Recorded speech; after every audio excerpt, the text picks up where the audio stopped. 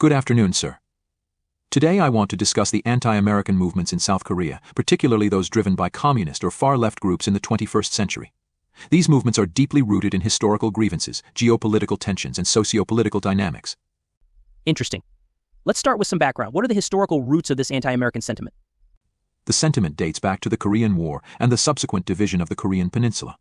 The war ended in an armistice in 1953, leaving Korea divided into the communist North and capitalist South. Since then, the continuous presence of U.S. military forces in South Korea has been a significant point of contention, especially for leftist groups who view the U.S. as an imperialist power infringing on Korean sovereignty. How has this opposition to the U.S. military presence manifested in recent years? One prominent aspect is the opposition to the U.S. military bases. The U.S. maintains several bases and thousands of troops in South Korea under a mutual defense treaty. This presence has been particularly contentious for leftist and nationalist groups. They've staged numerous protests, arguing that it undermines Korean autonomy and sovereignty. Can you give me some specific examples of these protests? Sure. In Pyeongtaek, for instance, the expansion of Camp Humphreys, a major U.S. military base, sparked significant opposition from local residents and activists starting in the early 2000s. Protests and clashes with police highlighted deep-rooted discontent over perceived infringements on local communities and environmental issues. Activists claimed the expansion disrupted residents' lives, forced relocations, and caused environmental damage. These protests often garnered support from a broad coalition of leftist groups, including communist factions, framing the issue as part of a broader struggle against U.S. imperialism. What about Jeju Island? I remember hearing something about a naval base there. Yes, the construction of a naval base on Jeju Island faced vehement opposition from local residents, environmentalists, and peace activists. The base, intended to host both South Korean and U.S. naval forces, was seen by opponents as a provocative military project threatening the island's natural beauty, and its designation as a peace island. Protests often included anti-American rhetoric, arguing that the U.S. military's involvement represented a broader pattern of American interventionism in Korean affairs. Besides military bases, have there been any other specific incidents or policies that these groups have targeted? Definitely. The deployment of the Terminal High Altitude Area Defense THAAD missile defense system in 2016 is a notable example. The South Korean government, under pressure from the U.S., agreed to this deployment as a countermeasure against North Korean missile threats. However, many South Koreans, particularly those aligned with leftist and nationalist groups, viewed THAAD as a provocative move that heightened regional tensions and made South Korea a target in geopolitical conflicts. How did the public react to THAAD? Protests against THAAD included a broad spectrum of activists, from local residents near the deployment site in Songju to national political figures and civil society organizations. The movement gained momentum with support from leftist and progressive groups, framing the deployment as a symbol of South Korea's subservience to U.S. strategic interests. Concerns about the environmental and health impacts of the missile defense system further fueled anti-American sentiment. I understand cultural and symbolic protests have also played a role. Can you elaborate on that? Absolutely. Leftist and nationalist groups often use cultural events, art, and media to critique U.S. influence and promote Korean sovereignty. For example, South Korean films, literature, and music have explored themes of American imperialism and the desire for Korean independence. These cultural productions resonate with audiences who share a critical view of the U.S. presence in Korea, contributing to the broader anti-American discourse. Can you give me an example of such cultural expressions?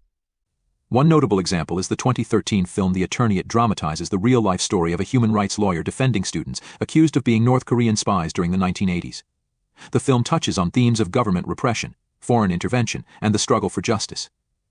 It resonates with audiences critical of U.S.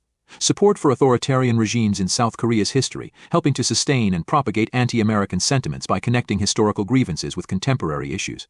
How do leftist parties and organizations fit into this movement? Leftist parties and organizations play a crucial role in the anti-American movement. Parties like the Democratic Labor Party and its successors often adopt anti-imperialist and anti-U.S. stances in their platforms. They advocate for policies that reduce South Korea's dependence on the U.S., promote peaceful reunification with North Korea, and prioritize national sovereignty. The influence of leftist ideology in these movements can be traced back to broader Korean leftist and communist traditions, which, despite being marginalized in mainstream politics, have persisted through various forms of social movements and political activism. Are there any broader social and economic issues intersecting with this sentiment? Yes, during periods of economic hardship or political corruption, leftist groups have linked these problems to South Korea's alignment with U.S. neoliberal policies. They argue that economic inequalities and social injustices faced by ordinary Koreans are exacerbated by the country's subordination to U.S. economic interests. This framing helps broaden the appeal of anti-American movements by connecting them to everyday struggles faced by the population.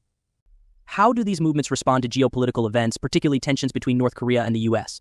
The ongoing tensions between North Korea and the U.S. often serve as focal points for anti-American protests. Leftist and nationalist groups in South Korea criticize U.S. policies towards North Korea, arguing that they exacerbate tensions and hinder prospects for peaceful reunification. These groups advocate for engagement and dialogue with North Korea, contrasting sharply with the more confrontational stance often taken by the U.S. How have changing political dynamics within South Korea influenced these movements? Shifts in political leadership, from conservative to progressive governments, have significantly impacted the tone and intensity of anti-American movements. Progressive administrations, like those of Presidents Roh Moo-hyun and Moon Jae-in, have often sought to balance the alliance with the U.S. while pursuing greater autonomy in foreign policy. These efforts included initiatives for inter-Korean dialogue and cooperation, supported by leftist groups but sometimes met with resistance from conservative factions and U.S. policymakers. Yet, despite these movements, the U.S.-South Korea alliance remains strong, right? Yes, that's correct. The U.S.-South Korea alliance is still a cornerstone of South Korea's security and foreign policy. Public opinion on the U.S. is diverse and multifaceted. Many South Koreans appreciate the security guarantees provided by the alliance, even while harboring critical views of specific U.S. policies or actions.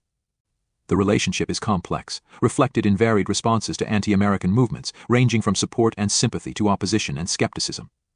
So to wrap up, what's the overall picture of anti-American movements in Korea? In summary, anti-American movements in Korea, especially those linked to communist or far-left groups, are driven by a combination of historical grievances, geopolitical tensions, and socio-political dynamics. These movements manifest in protests against U.S. military bases, opposition to policies like the deployment of THAAD, cultural critiques, and political advocacy. The core themes revolve around sovereignty, self-determination, and resistance to perceived imperialism. While anti-American sentiment persists in various forms, it coexists with a multifaceted and complex relationship between South Korea and the U.S., shaped by both cooperation and contention.